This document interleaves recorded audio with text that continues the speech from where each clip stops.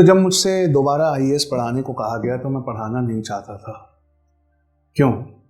क्योंकि मैंने देखा कुछ लोग कुछ पैसा लेकर इतना सस्ता काम कर रहे थे। वो नोट्स और बुक्स में से बहुत सारी लाइनें उठाकर एक पावर पॉइंट पे फेंक कर पीछे डिजिटल बोर्ड पर उसके आगे भकर भकर, ऐसा एक नॉर्थ इंडिया में वर्ड होता है, लगातार बोलना, कंसेप्ट को फील नहीं करा रहे, डंपिंग ऑफ इंफॉर्मेशन, उसका विजुअलाइजेशन, इमेजिनेशन कुछ नहीं करवा रहे। बस बोर्ड भर देते हैं साहब और बोलते हैं हाँ, और बच्चे उनके पीछे पीछे चल देते हैं कि साहब ये 7,000 में है, 8,000 में है। लेकिन एक बात बताऊं उसके बारे में, वो पैसा देने के बाद आपको और पैसा देना पड़ेगा और आपका वो वक्त जो चला गया वो वापस नहीं आएगा। क्यों? उन स्लाइड्स पे आप कॉन्सेंट्रेट नहीं कर सकते। ये इंसान की फितरत है। जो चीज़ नॉन इंटरेस्टिंग है हमारा दिमाग उनको एब्जॉर्ब नहीं करता। दिमाग वैसे ही लिमिटेड इंफॉर्मेशन को एब्जॉर्ब करता है। उसका एक फिल्टर है। जो काम नहीं आएगा या जो बोरिंग है या जिसमें कोई कंसेप्चुअल डेप्थ नहीं है या सिर्फ डंपिंग ऑफ इंफॉर्मेशन है, उसको वो पहले ही मना कर देता है। इसीलिए अलिफ्स में हम चाहते थे आप देखें एजुकेशन का नेटफ्लिक्स हो या एजुकेशन का डिस्कवरी चैनल हो या एजुकेशन का नेट जियो हो। तो फिर हमने मेहनत की और हम चाहते थे कि जितनी लाइंस लिखी हैं यूपीएससी के सिलेबस में वो सारी लाइंस आप देखें, शामिल हो जाएं, शामिल होकर सीख जाएं। पढ़ना अलग बात है, शामिल होकर सीखना अलग बात है। तो जो चीज़ भी आप देखेंगे इन लेक्चर्स में, आप उनको 5 चीज़ों से गुजारिए। पंच तत्व जिन्हें कहते हैं ना, पृथ्वी, अग्नि, वायु, जल, आकाश, अर्थ, फायर, एयर, स्पेस, वाटर, कहते हैं ना वैसे। तो जमीन हमको ना कुछ सिखाती है बच्चों। जमीन पता है क्या सिखाती है? How to understand deeply. आप पूछेंगे कि जमीन डीपली पढ़ना कैसे सिखाती है? तो आप पढ़ोगे उसमें ज्योग्राफी में माइनिंग, एक लेयर की माइनिंग, उसके बाद सेकंड लेयर की माइनिंग, उसके बाद थर्ड लेयर की माइनिंग। जैसे जैसे हम गहरे जाते हैं मोर प्रेशियस मिनरल्स हमको मिलने लगते हैं। जैसे जैसे हम गहरे और गहरे जाते हैं तो ऊपर की, सबसे ऊपर की जो लेयर्स है ना, उसमें नॉन प्रेशियस मिनरल्स मिलते हैं। कोयला मिलता है, कोयला मिल जाता है, और भी कोई चीज़ मिल जाती है जो बिल्कुल सस्ती होती है, उसका कोई बहुत ज़्यादा वैल्यू नहीं होता। ठीक उसी तरह पहली रीडिंग में सारी क्लास को, पूरी क्लास को, पहली बार लेक्चर अटेंड करने में, पहली बार किताब पढ़ने में, पूरी क्लास को वो चीज़ मिलती है जो बहुत खास नहीं होती। आपको मिली है, उनको भी मिली, आप जानते हैं, वो भी जानते हैं। लेकिन जो सेकंड रीडिंग होती है ना, जादू वहां से शुरू होता है। आगे एक लेक्चर आएगा किताब कैसे पढ़ते हैं। हर चीज, मैंने कहा ना, आपके कैरेक्टर की और आपकी पर्सनालिटी की हर चीज पर हम काम करेंगे। इसलिए आपको उठाकर आपके घर से यहाँ लाए। और अलिफ्स का एक रिकॉर्ड है, किसी ने अगर 1 रुपया भी दिया, वैसे हम आपसे 1 रुपया ही ले रहे हैं, मतलब इतनी नॉमिनल फीस ले रहे हैं कि वो रुपये जैसे ही सस्ती है। उसके बदले उसको अल्लाह के ने इतना दिलवाया कि वो जिंदगी भर हमें भूल नहीं पाए। तो जैसे सेकंड लेयर पे जाओ तो थोड़े से सेमी प्रेशियस मेटल्स मिलते हैं। उसी तरह सेकंड रीडिंग, सेकंड अंडरस्टैंडिंग में जादू की शुरुआत होने लगती है।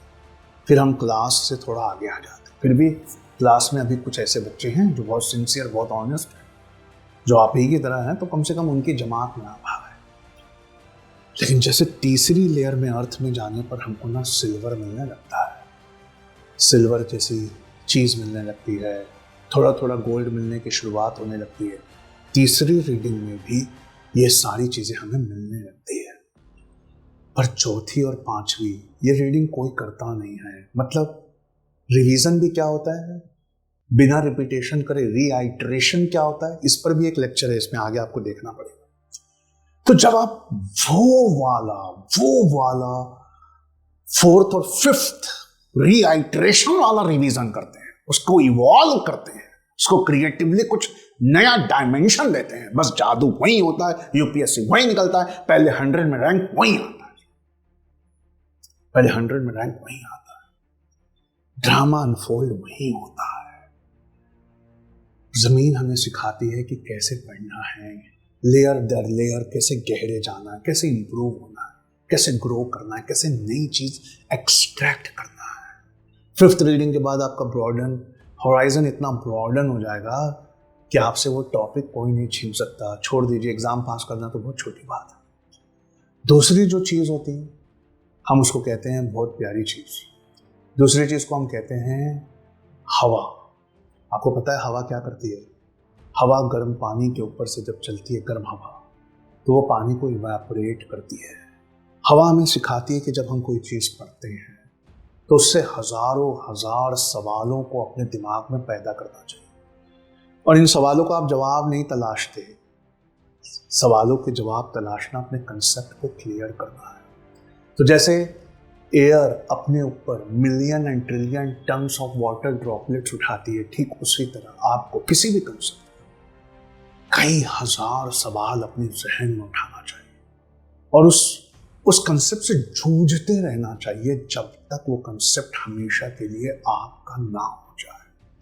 ये बात हमें एयर सिखाती है, कैसे कंसेप्ट को इवॉल्व करना है, कैसे एक ऐसी अंडरस्टैंडिंग लानी है कि दुनिया की हर किताब को जला दिया जाए, फिर भी आपको कुछ सादे पेजेस देने पर आप दोबारा उन कंसेप्ट को लिख दें।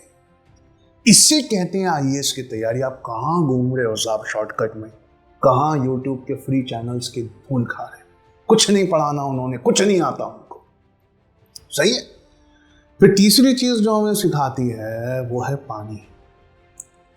पानी क्या करता है? नदी वो कहीं से शुरू होती है और किसी दिशा में जाती है, पहाड़ों से गिरती है, प्लेन्स पर आती है, स्लगिश बहती है, बहुत सारी मिट्टी लेकर चलती है। ठीक उसी तरह शुरुआत में आप किसी कंसेप्ट को तेजी से पढ़ जाते हैं, आप एनर्जाइज रहते हैं। इसीलिए कहते हैं ना, first chance is the best chance. पहले चांस में ही निकलता है, तो कम से कम 47% बच्चे पहले चांस में निकालते। तो पहाड़ों से नदियां भी वैसी गिरती हैं। पहली बार पढ़ने पर बहुत सारी चीजें आप कॉम्प्रीहेंड भी करते हैं, फिर धीरे धीरे स्लगिश हो जाती है। लेकिन नदी हमें एक वाटर की स्ट्रीम का इवोल्यूशन दिखाती है, ठीक उसी तरह कंसेप्ट का एक इवोल्यूशन होता है। मैंने हड़प्पा का एग्जाम्पल दिया है आपको, वैसे ही महाजनपदास, छोटे छोटे टाउन्स कैसे बने, फिर वो बड़े बड़े जनपदास कैसे बने। जनपदास का कंसेप्ट क्या है? पॉलिटी पढ़ रहे हैं तो साहब, जो इंसान सबको चुप कराता है लोकसभा में, आप बैठ जाइए, आप बैठ जाइए, आप चुप रहिए, उसको स्पीकर क्यों बोलते? उसी को स्पीकर क्यों बोलते? ये एटिमोलॉजी, ये वर्ड का मीनिंग, इसका इवोल्यूशन कैसे हुआ, इस चीज को जब तक आप हर कंसेप्ट में नहीं समझेंगे, आपकी यूपीएससी की तैयारी अधूरी रह जाएगी। आपकी यूपीएससी की तैयारी अधूरी रह जाएगी। और अगला जो मोस्ट इंपॉर्टेंट चीज है जिसको हम कहते हैं साहब कि यह हमें बहुत कुछ सिखाता है यूपीएससी में, वो है आग, फायर। आपने देखा है फायर की एक खास चीज, अगर मैं आपसे पूछूं और वीडियो पॉज करके आपको बताना हो कि आग की एक ऐसी चीज है जो आग को हर चीज से जुदा करती है, तो वो क्या चीज है?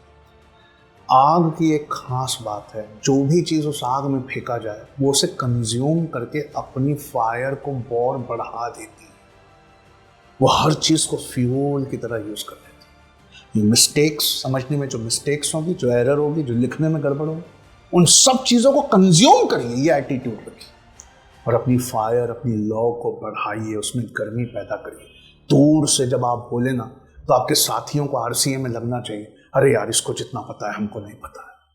हर मिस्टेक, हर एरर, हर पढ़ने में हुई गलती, सबको कंज्यूम कर लो। हर नेगेटिव बात, हर हमको नीचा दिखाई हुई चीज, सबको जमा करो, वो तुम्हारा फ्यूल है और उस फ्यूल से आग को भड़का दो। ये फायर हमें सिखाती है। और आखिरी में होता है स्काई, स्पेस, है ना, होता है ना। वो स्पेस पता है हमें क्या सिखाता है? हर 10 मिनट में आसमान चेंज होता है रात को, हर 10 मिनट में नए सितारे, नई गैलेक्सी, नया अरेंजमेंट। वैसे हमको आसमान ये सीख देता है कि हर चीज इवॉल्विंग है, हर चीज चेंज होगी। यूपीएससी का क्वेश्चन पेपर एक साल से दूसरे साल बिल्कुल पैटर्न चेंज होगा। यूपीएससी का एक ही सिलेबस है, इस सिलेबस को सेटल नहीं होने देना है। यूपीएससी का एक ही पैटर्न है कि वो पैटर्न को सेटल नहीं होने देना। तो आपको हर लाइन, हर डायमेंशन से साथ साथ तरीके से सोचनी पड़ेगी। Unless and until you do that, आपकी तैयारी नहीं होगी। आइए मैं आपको अगले लेक्चर में ले चलूं, जिसमें मैं आपको ये बताऊं कि किताब कैसे पढ़ते हैं साहब, किताब कैसे पढ़ते हैं। अरे पढ़ लो, ऐसे पढ़ लो कि चैट जीपीटी रुकावट ना बन जाए, वरना वो हम सब की लाइफ खराब करने वाला है। जिस तरह की, सीधा हाथ रखना अपने दिल पर और मुझे एक सवाल का जवाब देना वीडियो खत्म होने से पहले। हमारी स्कूलों में से कितने लोगों की स्कूलों में ऐसी तैयारी करवाई गई? नहीं करवाई। जिन लोगों ने अभी तक अलिफ्स का ऐप नहीं डाउनलोड किया है, डाउनलोड करो बच्चों, गुजरो उस प्रोसेस से। ये जिंदगी में एक बार मिलने वाला चांस और वक्त एक कीमती शय है। सब गवा कर फिर उन्हीं रास्तों से आना है, इससे पहले सब गवा दो, सीधा उन रास्तों पे चले जाओ। Thank you.